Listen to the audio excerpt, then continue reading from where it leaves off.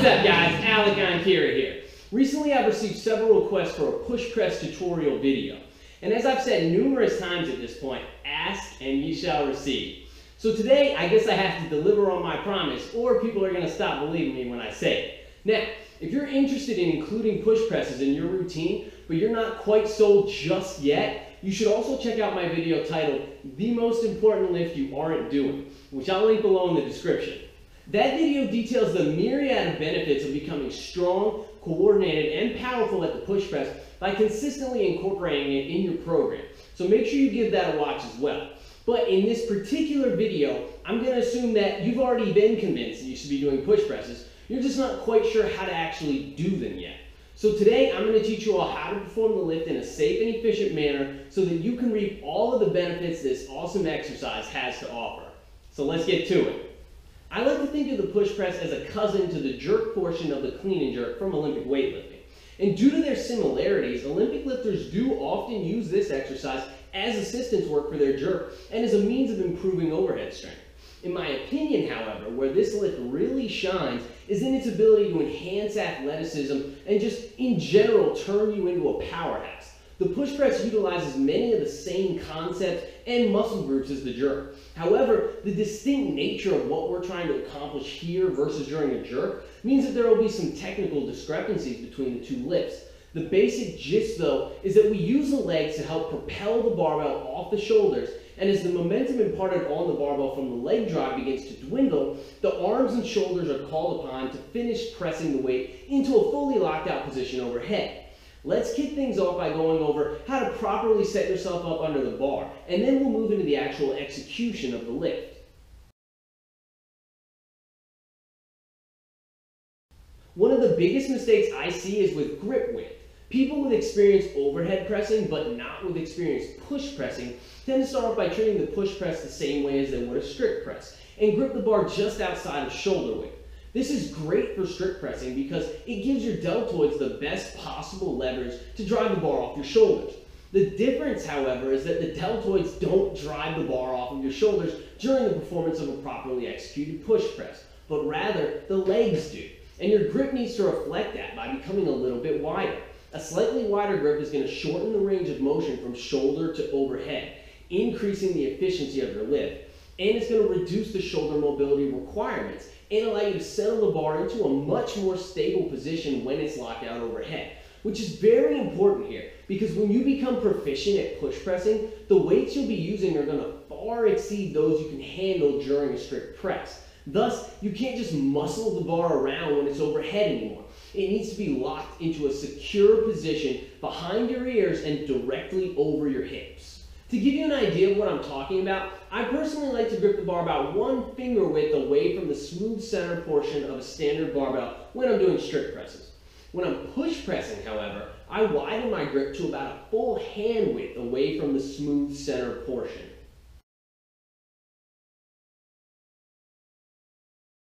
Since the initial phase of a push press resembles that of a jerk, we need to set up for a push press the same way that we would for a jerk. This means creating a proper and stable shoulder shelf on the anterior deltoids for the bar to rest on. In order to accomplish this, you must grasp the barbell at the predetermined width and whip your elbows underneath and around the bar until they reach a position that's parallel to the floor. If you practice this motion right now, you'll notice that this front raise action causes the anterior deltoid to flex, creating a nice meaty pad for the bar to sit on, while also locking it in place and preventing it from rolling forward off your shoulders. If you can, I recommend taking a full grip on the barbell while the bar is resting on your shoulders. But if you have tight lats or are unable to achieve proper thoracic extension, you may at first find this impossible to do while maintaining this elbow position. In that case, let the thumb go and keep as many fingers wrapped around the bar as your mobility levels allow. Just don't forget to re-grip the bar after you heave it off your shoulders, and make sure you work towards being able to achieve a full grip.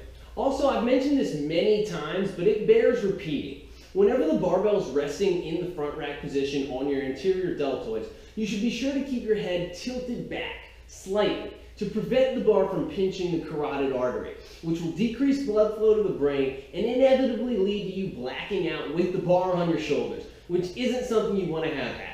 If you feel yourself at all becoming faint, you should immediately rack the bar or simply dump it off of your shoulders. Better safe than sorry.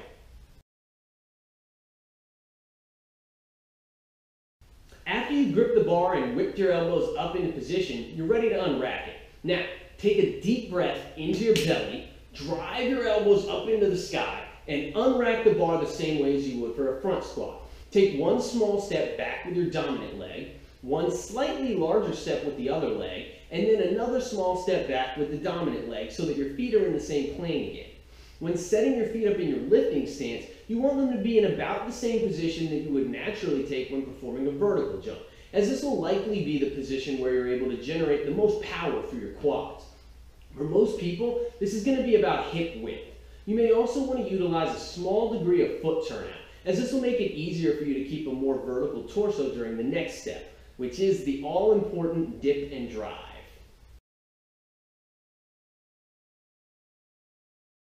Now you're all set up and ready to begin the actual lift. At this point, you should take another big breath of air straight into your belly and initiate the dip phase. This is done by bending the knees and ankles into a small degree of flexion. The hips must flex ever so slightly as well to counteract the flexion of the knees and allow you to maintain a perfectly vertical torso, but the focal point should be on the knees so that you're able to generate maximal vertical power through the quads as you begin the drive phase. The main things to focus on during the dip from top down are keeping the elbows pointed up and parallel to the ground, keeping the torso as vertical as possible so that the bar does not roll forward on your shoulders, and keeping the weight balanced over the midfoot. If your weight shifts onto your heels during the dip, then you'll be diminishing the power that your quads can produce, thereby shortchanging how much weight you can lift. And if your weight shifts forward onto your toes at this point, then the bar is likely to shoot out in front of you, causing a missed lift. Your weight will eventually shift onto your toes during the culmination of the drive phase, but at this point it would be premature. Once you reach the bottom of your dip, the drive phase begins. To initiate the drive phase, you must extend your ankles, knees, and hips with as much explosive power and force as you can muster. You have to be aggressive here. Think aggressive thoughts and put your all into every single repetition. If the bar is light, it should simply move faster, but every rep gets 100% effort. Once you've reached a fully extended position, the power you've generated will heave the barbell off of your shoulders. Since you don't want the bar to drift forward at all, but rather to move in a slightly backward arc, you should clear a path for it by tilting your head back, and then use your arms to guide the barbell through the correct path. It's important to make the distinction here that at this point, the great majority of the force being imparted onto the barbell is coming from the leg drive, not the deltoid muscles. If you overemphasize the arms at this stage, you'll diminish the force transfer from the legs to the barbell, ultimately shortchanging the amount of weight you're able to lift and the amount of power you're able to produce. The arms certainly contribute to the press off the shoulders, but they're not the primary movers, and in my humble opinion, they should be viewed more as gentle guides, nudging the barbell along the proper course until the lockout phase of the lift is reached.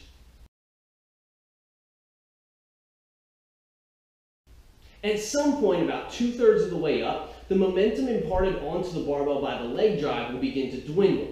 This is the crucial turning point of the lift. Unlike during a jerk, there's no dipping of the body under the barbell to receive it at arm's length. So at this point, the upper body must take over completely and finish the work that the lower body started by driving the barbell all the way to a fully locked out position overhead. If you heave the barbell up and back into the correct position over your head rather than into a position out in front of you, then you will have given your shoulders and triceps the best chance to complete a successful lockout. At this point, just as the bar is beginning to slow down, you should press with as much force as you can muster.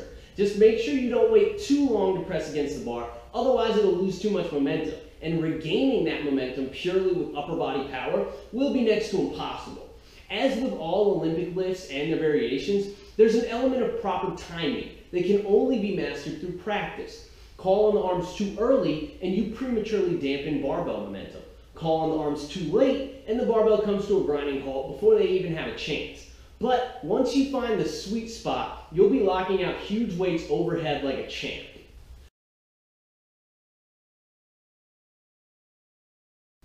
Now at this point, you're holding a weight overhead that far exceeds what your upper body can handle on its own concentrically. Luckily, our muscles are far stronger eccentrically than they are concentrically. So lowering the bar back down to your shoulders somewhat under control is possible here. But you need to be cautious and not take this step lightly. Before you begin lowering the bar, you should take a big breath deep into your belly, just as you would before initiating any other lift, and maintain strict control of the bar during the top third of the eccentric. This is where you're the strongest, so it's important that you don't allow the bar to build up too much momentum at this point. This is going to overload the fuck out of your triceps, and if they aren't used to doing some heavy work, then you will feel it in your arms the next day. Once you've lowered the bar about halfway down, it's going to become impossible for you to control it entirely, so it will begin to build up some momentum. At this point, you need to brace for the impact onto your shoulders. And just as the bar makes contact with your body, you should flex your knees to absorb the impact and make for a graceful catch onto the shoulders. At this point, you're ready to reset and move into the next repetition.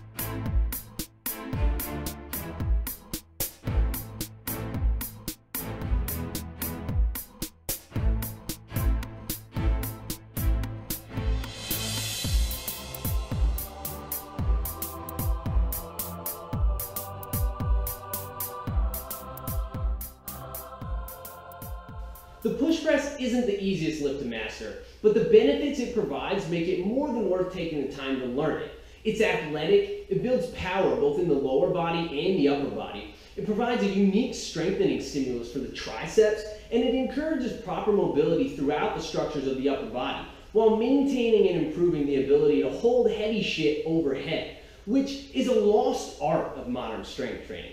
Follow my easy steps to a T, and pretty soon you'll be push pressing PRs with ease.